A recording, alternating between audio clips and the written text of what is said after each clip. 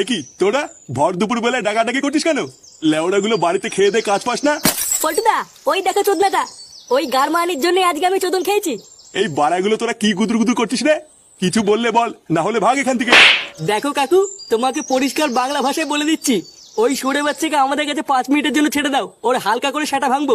না হলে কিন্তু লেওড়া আজকে এই বাড়িতে রক্তারক্তি হয়ে যাবে। কি হয়েছে? রক্তারক্তি হয়ে যাবে মানে?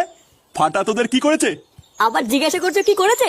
তোমার এই সরে বাচ্চা নাতির জন্য আমি আজকে রাস্তাঘাটে চোদন খেয়েছি, তাই ওর গার আজকে আমরা ভাঙবই।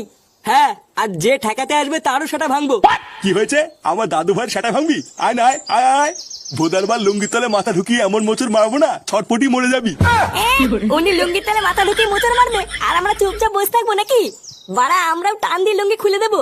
শুয়োরের বাচ্চা, তোর সেটা আমি পরে ভাঙছি, দাঁড়া। এবার আয়, অত কথা বলার টাইম নেই। ওই চোদনার আগে সেটা ভাঙ, তারপরে যা হবে দেখা যাবে।